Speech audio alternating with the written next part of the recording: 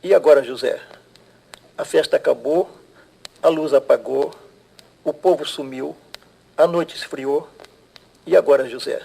Quem nunca ouviu falar de Carlos Drummond de Andrade? É considerado o poeta mais influente do século XX e um dos principais da geração do modernismo brasileiro. E seus poemas ficaram muito conhecidos, atravessando gerações. Drummond nasceu em Itabira, em 1902, cidade onde se respira suas obras eternizadas. Alguns anos vivi em Itabira. Principalmente nasci em Itabira. Por isto sou triste, orgulhoso, de ferro. 90% de ferro nas calçadas, 80% de ferro nas almas. E esse alinhamento do que na vida é porosidade e comunicação. A vontade de amar que me paralisa o trabalho vem de Itabira, de suas noites brancas, sem mulheres e sem horizonte. E o hábito de sofrer, que tanto me diverte, é doce herança itabirana. Em Itabira, Fomenta-se Drummond, criaram um grupo Drummondzinhos de jovens que declamam, não é recitar, não é declamar, sem papel, e falam com a maior naturalidade do seu poeta maior, de uma forma que deixa todo mundo assim espantado e encantado com a entonação, com a vibração, com a reflexão que se faz em torno do grande poeta modernista Drummond. Um fato marcou a vida de Drummond ainda muito jovem. Começou a estudar em Belo Horizonte, adoeceu, voltou para Itabira e aos 18 anos foi para Nova Friburgo.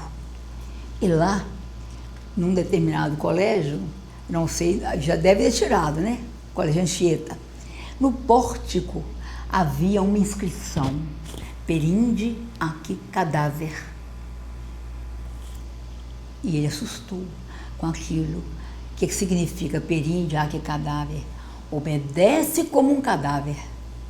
Aquilo assustou muito a Drummond, porque ele naturalmente reagiu, né? Dentro do seu eu ele reagiu. Como eu sou um ser humano, né? Não sou um cadáver, né? Numa das suas provas, o professor deu 4 para ele, naquele tempo em que o quantitativo superava o qualitativo, né? 4 era um absurdo para um aluno como Drummond. E ele então procurou a revisão de prova, procurou saber o que era aquilo, por que ele tinha tirado 4. E aquilo resultou numa briga feia entre ele e o professor, e foi expulso do colégio, né, por insubordinação mental, porque não quis obedecer. Isso marcou Drummond pela vida toda, né? E ele disse: eu quero produzir os meus textos, produzir meus livros humanitariamente. Amor é privilégio de maduros, estendidos na mais estreita cama, que se torna a mais larga e mais relvosa, roçando em cada poro o céu do corpo. É isto, amor. Maristela é membro da Academia Valadarense de Letras e tem Drummond como patrono. Para ela, ler e compreender os textos do poeta não é nada fácil. Ele era irônico, dramático, era lírico, erótico, fazia o que queria, Drummond, com o seu português perfeito, castiço, né? Não tinha erros. Drummond é difícil se você não se interessar, entrar dentro daquele pensamento reflexivo, né? As obras dele falavam muito de uma política escondida, escondidinha. Ele trabalhava com apartidarismo político, ele não pertencia a partido algum. Foram muitos poemas escritos e recitados ao longo dos anos. Sua primeira obra foi escrita em 1930, Alguma Poesia, e a mais conhecida se chama A Rosa do Povo. O primeiro livro que ele fez, Alguma Poesia, mostra pra gente ainda a sua etapa de ingenuidade, essa etapa ainda de inexperiência, não como escritor, mas como temático. Após a Semana de Arte Moderna, quando começou o modernismo e eles se enfronharam dentro disso, né? Havia a tríade Drummond, Manuel Bandeira, João Cabral de Melo Neto, né? Três fantásticos na literatura brasileira. Então, depois disso, depois dessa obra, Drummond começou a trabalhar temas populares e sociais. Tanto que ele dizia: quando eu nasci, um anjo torto, né, disse: vai, Carlos, vai enfrentar a vida. Com a roda do povo, aquela mente geradora, criadora, né, trabalhou a parte política, fazendo inteligentemente uma ligação. Ele ligou a rosa, que é um símbolo socialista, com a imagem poética da flor.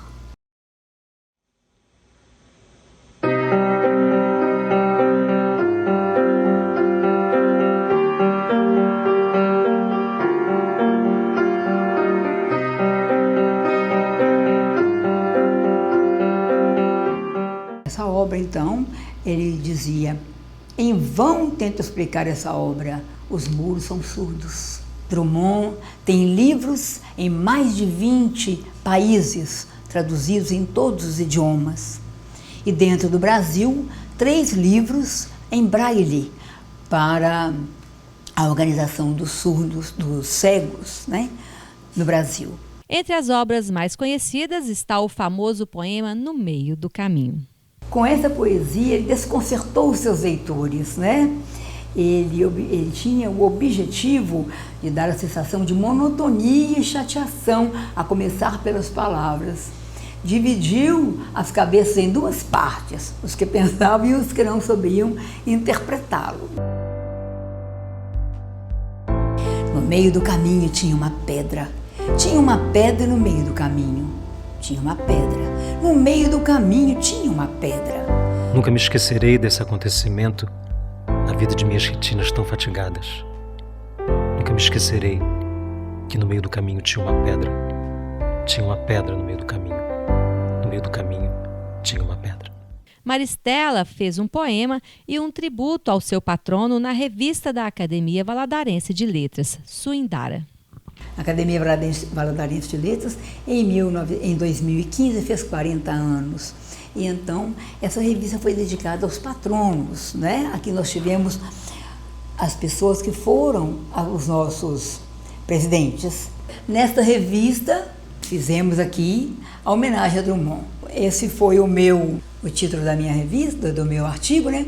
Um oceano chamado Drummond. E aqui eu falo, né, da trajetória compartilhada no cotidiano da leitura e da escrita, e ele, como meu patrono, me incentiva a escrever, né? Me faz estudar. Eu fiz, então, quando entrei, uma poesia para ele. Boa noite, ousada noite. Por que me tomas? Por que me tomas que me fazes vir aqui a enfrentar olhos, ouvidos e o ofício do ouvir? Por que me tomas? Achas fácil alinhavar a obra de quem pintou o corriqueiro e esculpiu o cotidiano, usando o pincel de rimas e o cinzel da palavra? Pois te agradeço, ousada noite. Estou aqui e não vim só. Comigo vem estrela de luz maior, vem o som de mar, um oceano que encontrei e a quem perguntei, por quem te tomas?